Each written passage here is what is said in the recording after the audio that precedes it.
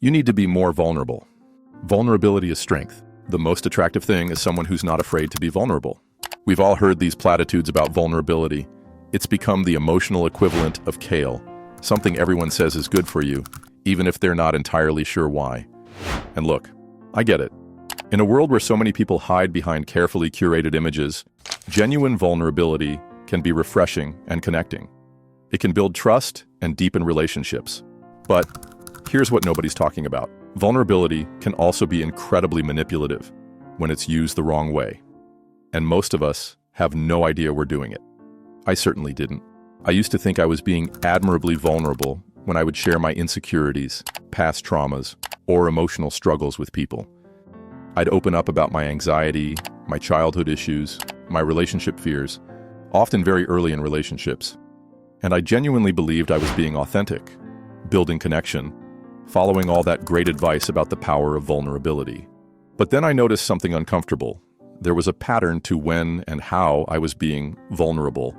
I was strategically deploying my emotional revelations to achieve specific outcomes, to prevent rejection.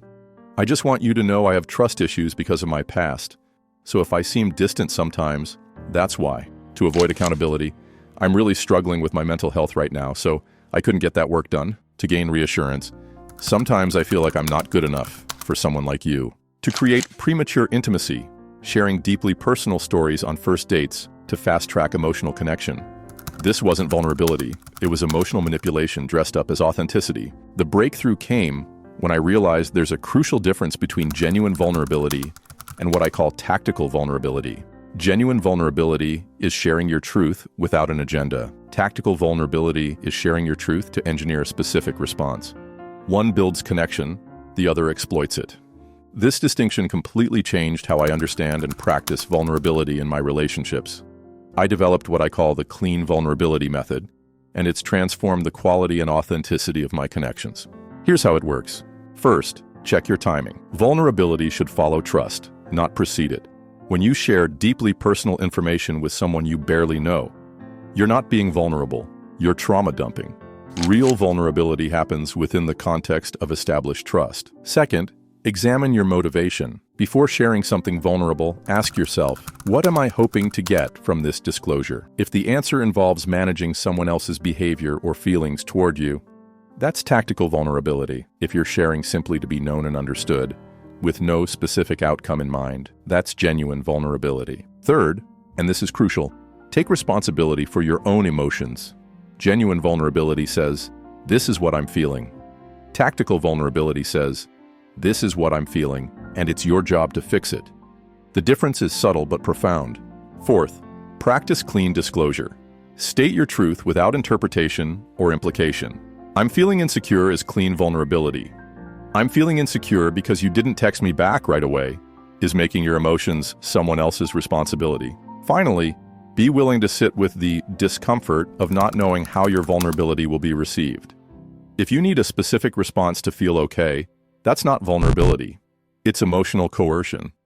What makes this approach so effective is that it preserves the connection-building power of true vulnerability while eliminating its manipulative shadow side. When I started practicing clean vulnerability, something interesting happened. Not only did my relationships become more authentic, but I also became more discerning about who deserved my vulnerability in the first place.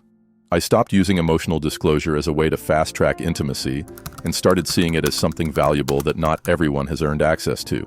The quality of my connections improved dramatically because they were based on genuine sharing rather than emotional strategy.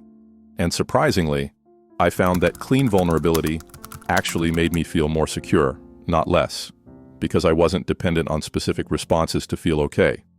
Now, I'm not saying you should never share your struggles or insecurities. Of course you should. Vulnerability is essential for deep connection, but it matters how and why you share. Look, I still catch myself slipping into tactical vulnerability sometimes. I'm human. But the difference is now I recognize when I'm doing it and can course correct. I went from using vulnerability as a subtle form of control to experiencing it as a genuine form of connection. And that's made all the difference. The world isn't going to stop promoting vulnerability as an unmitigated good. Self-help books, therapists, and Instagram quotes will continue to encourage you to be more vulnerable without explaining the crucial nuances. But you don't have to use vulnerability in ways that ultimately undermine authentic connection. So, the next time you feel the urge to share something deeply personal, pause and check your motivation. Are you sharing to be known, or are you sharing to be accommodated? Are you being vulnerable, or are you being tactical? If you found this helpful, hit subscribe for more no BS advice on emotional clarity. I post new videos every week that cut through the fluff and give you actual tools you can use. And if you've experienced tactical vulnerability or have your own insights about authentic connection, drop them in the comments below. I read every comment, and I'm always looking for new perspectives to share. Until next time, remember, true vulnerability isn't about getting something. It's about sharing something without agenda or expectation.